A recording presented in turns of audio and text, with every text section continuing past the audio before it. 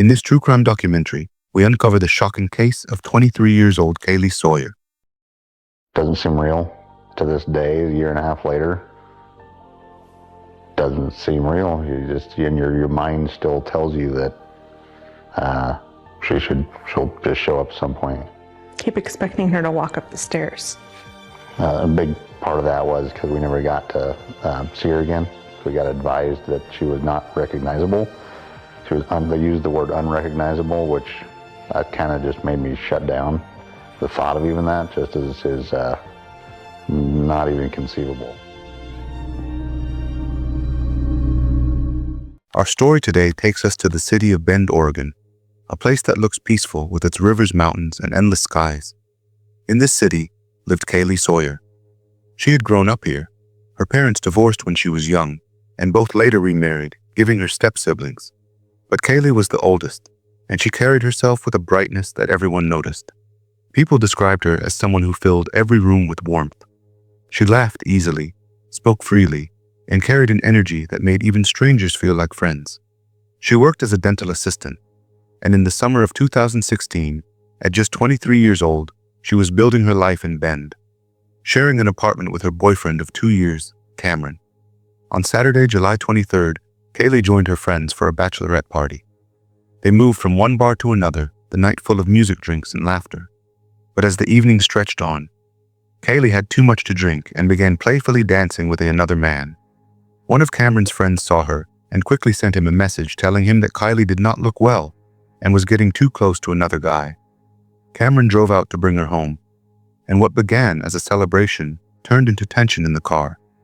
The argument carried all the way back to their apartment complex near Central Oregon Community College. When they parked, the dispute only grew sharper until Cameron stormed upstairs, leaving her outside. He returned 10 minutes later, but Kaylee was gone. This was not unusual at first. In past disagreements, Kaylee often went for a walk to cool off, but this time, she did not return. Cameron waited, then began sending messages, asking her to come back, telling her it was late, begging her to come upstairs. Her final reply was that her phone battery was about to die. By the next day, her phone went straight to voicemail. Cameron told her family, who quickly felt the weight of worry. Her car remained parked at her friend's house where she had left it the night before. The tension in the air grew heavier until Cameron and Kaylee's mother finally contacted the police to report her missing. Dispatch, how can I help you? Hello? Hi. I'm not sure if this is quite the right number to call. Last night I got home from the bars with my girlfriend, and she got upset at me and ran off. And I chased her and wasn't able to find her, and I still haven't heard from her. Her phone's off. I called all her family, and they haven't heard from her, so I'm wondering what you recommend I do. We can put in a call, and we can have officers or deputies look for her. Okay. Yeah, she was mad at me, so I walked inside and told her to come meet me, and then when she's like, calm down. And then I went back out in 10 minutes, and she was gone. And I called her a few times, and she said she was walking down the street. And then I guess she said her phone was about to die. I haven't heard from her since. After the call on that same day, her family began handing out flyers announcing that Kaylee had vanished late at night from the parking lot. The flyers spread fast enough to make the entire community start searching for her. The first person investigators questioned was Cameron, but it quickly became clear he had nothing to do with her disappearance.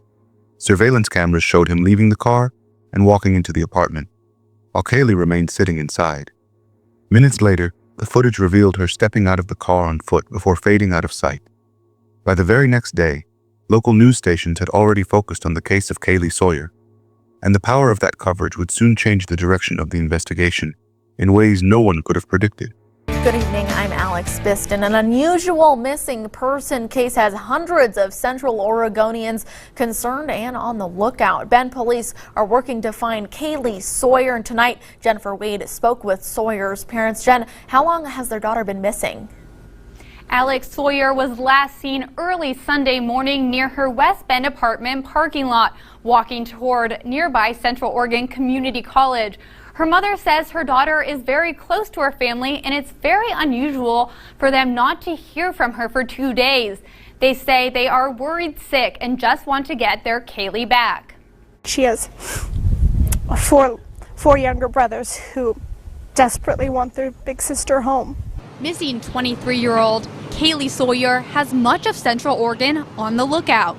Thousands of concerned residents spent the day putting up flyers and sharing their concern on Facebook. And we just contacted everybody and said, please get her face out there.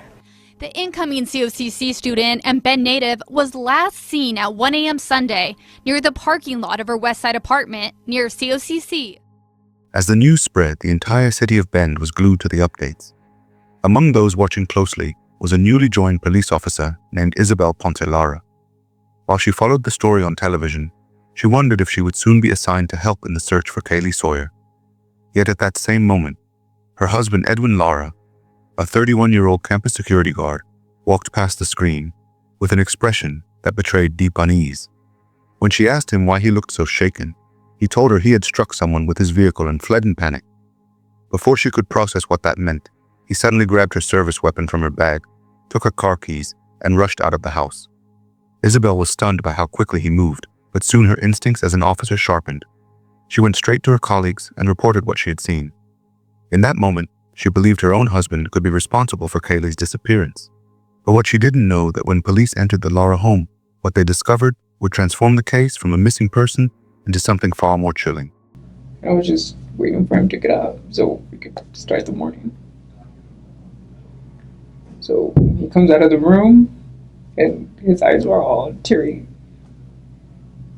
That's why I'm like, what happened? Tell me what happened. What's wrong? So he sits on the sofa. I turn off the TV. And then he just says that. He's like, I kill a woman. That's what he said. I'm like, what do you mean? And he's like, I hit her with the car.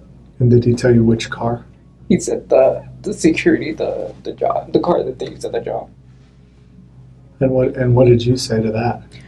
So I'm like, what do you mean? What do you mean you hit her? And he's like, yeah, I hit her and I panicked. And I'm like, what do you mean by you hit her panicking? What did you do?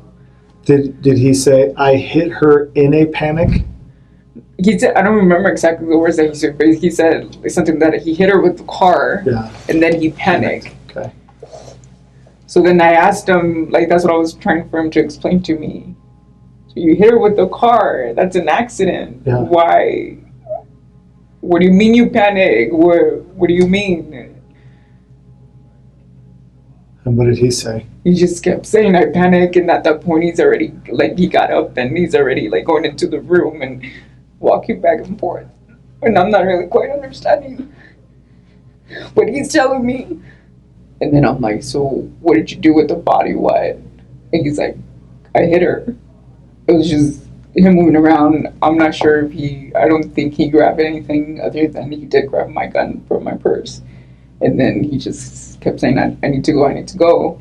And then right before he left, he's like, there's her stuff in the shed. How did he say that again? He said something in regards to her stuff is in the shed. Her stuff is in the shed. After that interview, police searched the couple's home.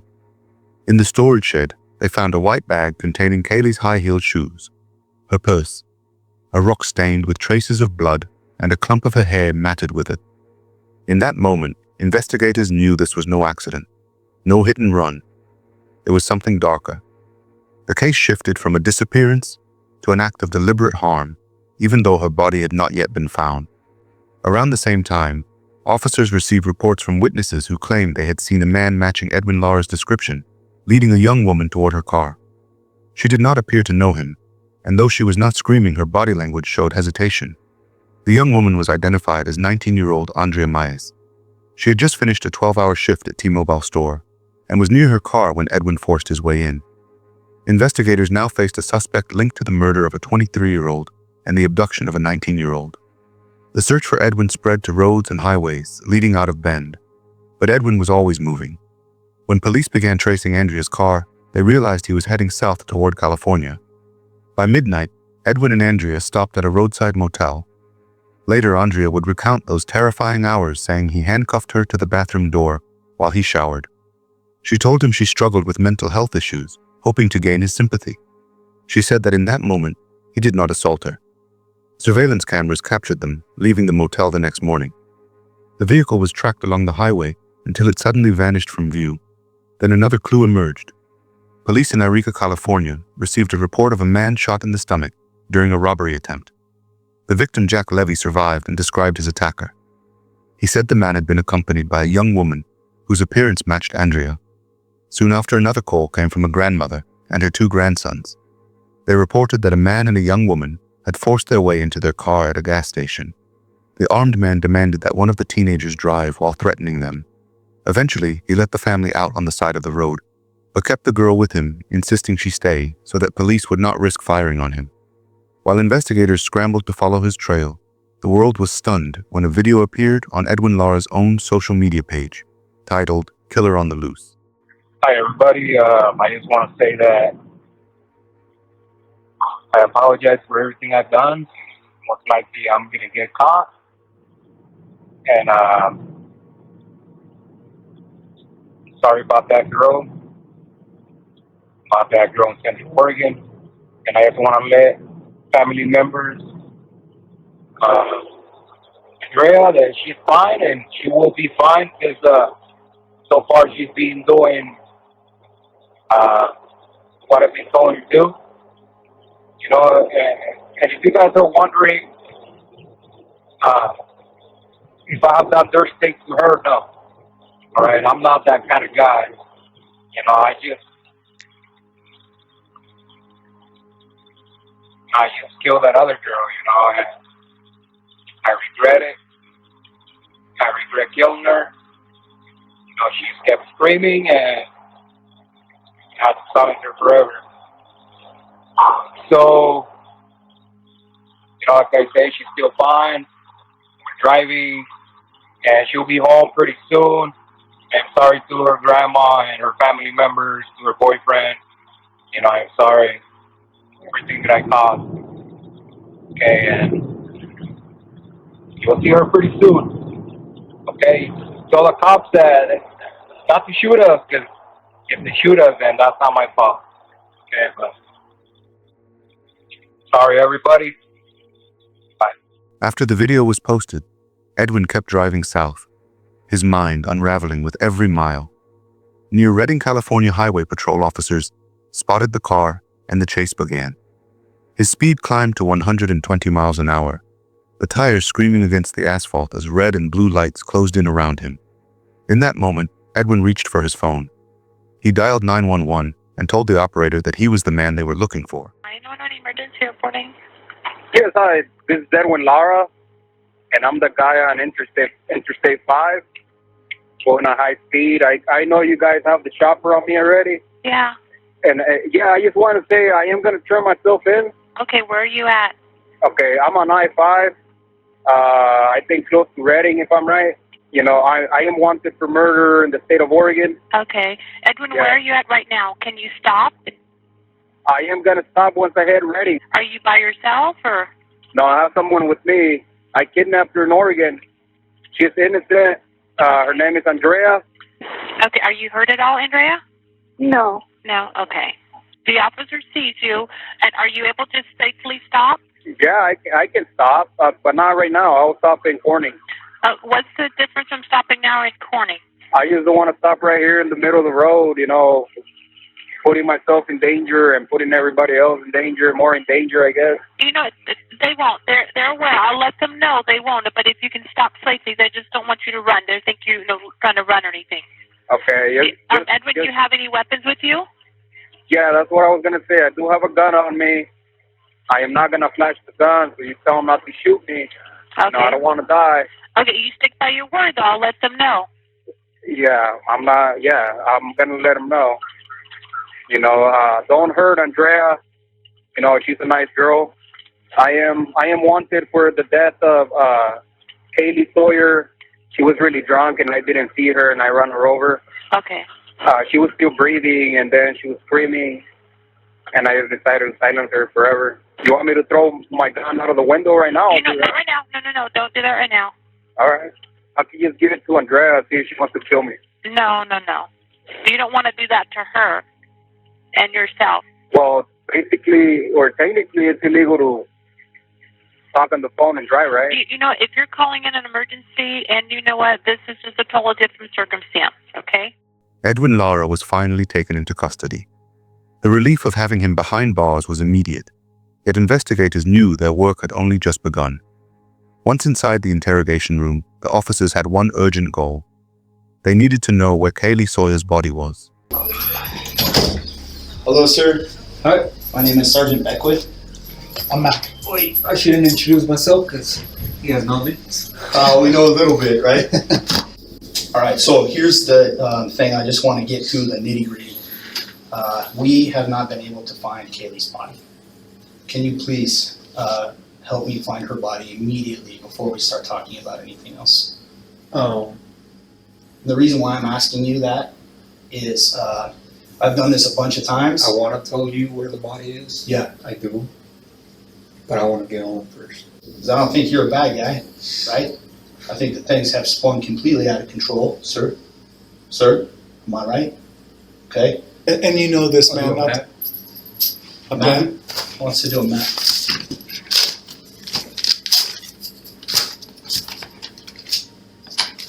So before,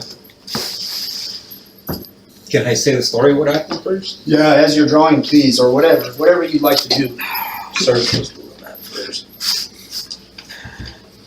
I want us to get you out of that stuff. Highway from, yeah, Okay, but you ask if we can get him out of the stuff so we can the draw. highway from Redmond to Salem, that's 120, right? I think it's 126. 126. What happened, man? What happened? Like the straight up, what happened? So I was putting the signs up where there was an event going on.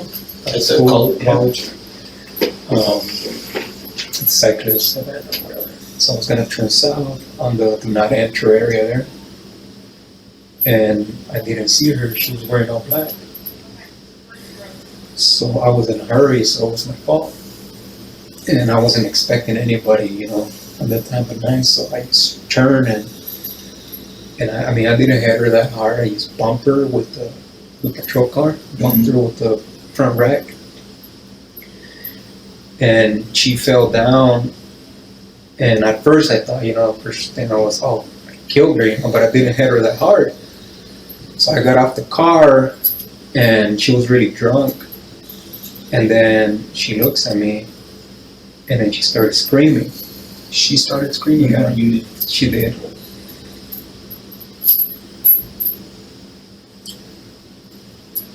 So I panicked and I just grabbed her by the throat and told her, shut up, shut up, shut up. So she passed out. I put her on the back of the patrol car, drove her up the B12 lot, and then I was panicking, I didn't know what to do. She already seen me, she saw my face. So I opened the door, and that's when she came back. She started screaming again. So I grabbed her to shock home. And I was telling her, shut up, shut up, shut up, shut up. She was just struggling to scream. So I threw her down and I hit her with a rock on the head.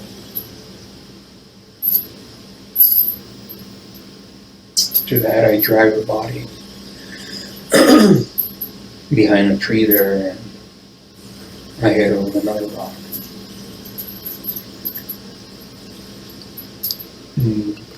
And that's when I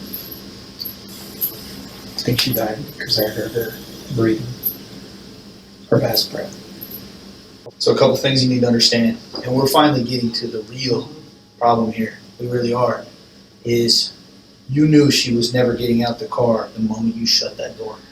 Well, let me finish. You need to let me finish, right? Because I know this, okay? Because you said you were a hooker. She's like, no.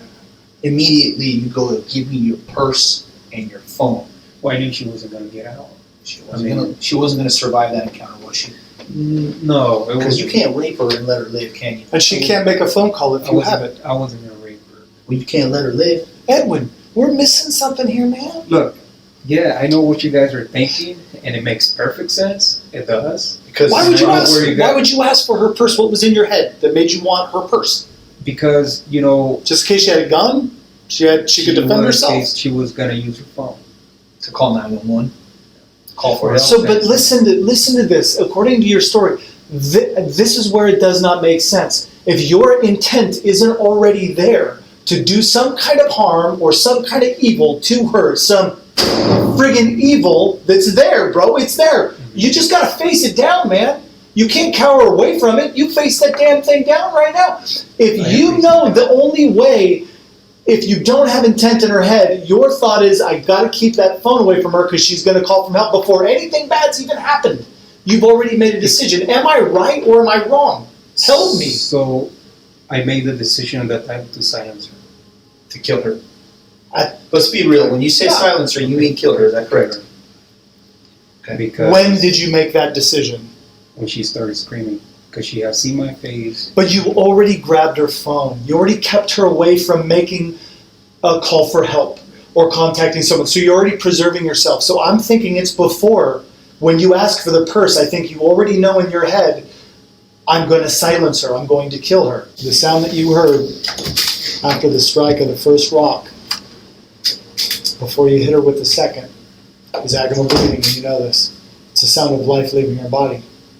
It's the sound of the life God breathed into her, leaving her, and her life being no more, going away, being done.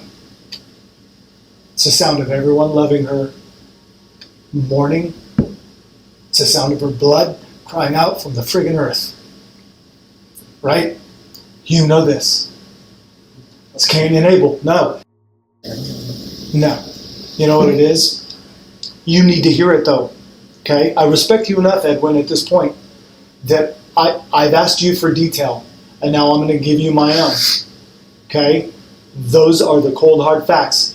Does God still love you? Will He forgive you? Will He bring you back into His heart? Will He?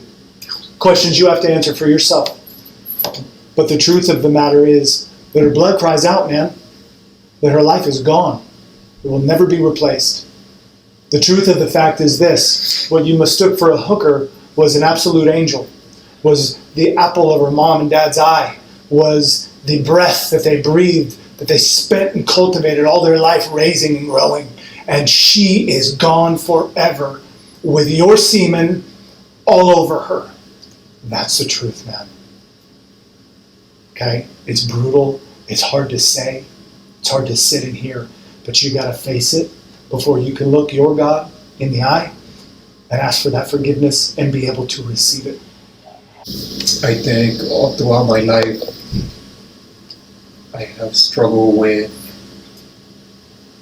somehow the urge to kill. Is this addressed to Dad?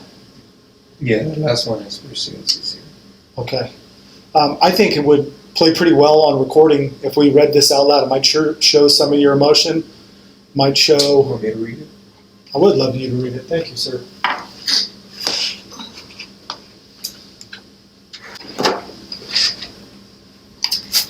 I've been trying to ask Kaylee for forgiveness, but I don't think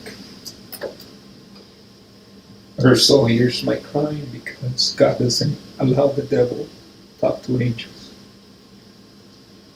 However, I know Kaylee hears you, and if you find it within your heart, please ask her to forgive me. Please, I beg you. Please. I know that I will spend the rest of my life asking God to forgive me, but I don't think He will. Sir, this is directed to her dad. I am not sure what your name is, but I know for a fact that you love your daughter. A man like me don't have a heart. Please forgive me, sir. Please forgive me, and please ask your wife to forgive me too. I fail you. I fail my community. I fail everyone, including my family. I am really sorry. Kaylee's body was eventually found in a chilling scene. Edwin had left behind a note in the car. he abandoned in Salem before abducting Andrea Mayes. On the note, the number 18700 was written 2 times. No context, no explanation. But detectives traced it to a location along Highway 126. There they found Kaylee's remains lying beside the road, uncovered by rocks or branches, as if discarded without care. The autopsy and surrounding evidence allowed investigators to piece together the last horrific moments of her life. As she walked away from Cameron's car that night, a community college security vehicle pulled alongside her. She likely believed the officer was there to help. After all, that was his role. But what followed was betrayal in its darkest form. He demanded intimacy, and when she tried to run and call for help, he strangled her until she lost consciousness. He drove her to an isolated lot. When she came to, he strangled her again, then dragged her from the car and struck her head with a rock before violating her. Realizing she was still alive, he lifted an even larger stone and delivered another crushing blow. He left her body there. Later, he returned in his own car, placed her in the trunk, and dumped her in Redmond. Then he finished his security shift and went home to sleep beside his wife, as if nothing had happened. When the trial finally came, a major setback struck the prosecution. The entire interrogation session was thrown out. The reason was simple, but devastating. When Edwin was arrested in California, he had asked for a lawyer, and that made his confession inadmissible. It was a heavy blow for the case, yet investigators still had enough evidence to press forward. So when is your court? When are you having court? So right now I feel that all my rights are being violated. Because an attorney hasn't been appointed to me, although, they read my rights when I got here. I keep asking for an attorney and there is no attorney, so... Okay, mira, okay, ¿sabes tú cómo trabajan estas cosas? So, limítate a lo que me digas. Yo estoy haciendo lo que pueda hacer por ti, Just okay? To let you know, this call is being recorded, I know you know that already. But anyway... Por eso, lo que estoy diciendo es que yo no voy a hacer mucho. I know. Okay, pero sí voy a ver qué puedo hacer en ayudarte como... Do you speak Spanish? No, es que no está hablando, I'm just talking to you, babe. That's it. Talking to you normal. In the end, Edwin admitted to taking Kaylee's life. By pleading guilty, he avoided the death penalty, but was sentenced to life in prison without the possibility of parole. In court, Kaylee's grandfather stood and addressed him with raw anger and sorrow, words that cut through the silence of the room. After his first sentence, there was another life sentence handed down for the abduction of Andrea Mayes, ensuring Edwin Lara would never walk free again. Thank you for watching. If you enjoyed this video, don't forget to like and subscribe for more true crime documentaries. See you in the next video.